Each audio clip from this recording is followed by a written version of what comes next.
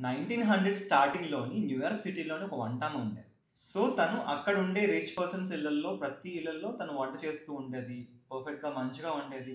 కాకపోతే ఇష్యూ ఎక్కడొచ్చిందంటే, తిను వర్క్ చేసే ఇళ్లల్లో ప్రతి ఒక్కళ్ళకి ఏదో ఒక ఫీవర్ గానీ, లేదా డయేరియా, వామిటింగ్స్ ఇలా ఇష్యూస్ వస్తూ ఉండేవి. సో, అలాగ వాళ్ళు హాస్పిటల్‌లో అడ్మిట్ అవుతా ఉండేవారు. కొంతమంది ఈవెన్ చనిపోయారు కూడా. సో, ఈ ప్రాబ్లమ్‌ని ఇన్వెస్టిగేట్ చేసినప్పుడు ఏమర్థమైందంటే, తన పేరు మేరీ మాలన్ అని. తను ఒక అసిమ్ప్టమాటిక్ హెల్తీ టైఫాయిడ్ క్యారియర్. అంటే తనకి ఎలాంటి సింప్టమ్స్ ఉండవు. టైఫాయిడ్ సింప్టమ్స్ అయినా, ఫీవర్, డయేరియా ఇలాంటివి ఏమి ఉండవు. కానీ తను డిసీజ్‌ని ట్రాన్స్‌మిట్ చేస్తుంది.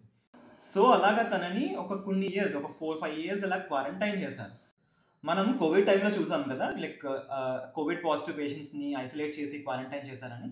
మేబీ ఇది ఫస్ట్ కేస్ ఆఫ్ క్వారంటైన్ అయి ఉండొచ్చు. కొన్ని రోజులకి తను బయట ఎక్కడ కుక్ చేయనని చెప్పి ఒక ఒప్పందం కుదుర్చుకున్నారు. సో, కానీ తను అగ్రీమెంట్‌ని బ్రేక్ చేసి చాలా ఇళ్లలో మళ్ళీ కుక్ చేయడం స్టార్ట్ చేయడం వల్ల మళ్ళీ టైఫాయిడ్ ఔట్ బ్రేక్ అయింది.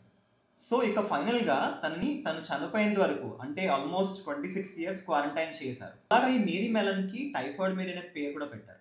సో, ఇక్కడ నేను చెప్పేది ఏంటంటే గనక మన మధ్యలోనే చాలా వరకు మనం అసిమ్ప్టమాటిక్ క్యారియర్స్ అంటే హెల్తీ క్యారియర్స్ అనేవాళ్ళు ఉంటూ ఉంటారు. మనం అనుకుంటాం బానే ఉన్నారు కదా! కుక్ చేసే పర్సన్ గాని, లేదా మనం మధ్య తిరిగే పర్సన్ గాని బానే ఉన్నారు. ఎలాంటి సింప్టమ్స్ లేవు, టైఫాయిడ్ సింప్టమ్స్ లేవనుకుంటాం. కానీ కొన్ని సార్లు ఇలా హెల్తీ క్యారియర్స్ ఉండడం వల్ల వాళ్ళకి ఎలాంటి ఇష్యూస్ రాకపోవచ్చు. కానీ అవతల వాళ్ళకి చాలా ఈజీగా కాంటాక్ట్ అవుతూ ఉంటారు. సో, అందుకే ఫుడ్ హైజీన్ అనేది చాలా important. Proper sanitation, proper food, water అనేది కంటామినేట్ అవ్వకుండా చూసుకోవడం చాలా చాలా ఇంపార్టెంట్.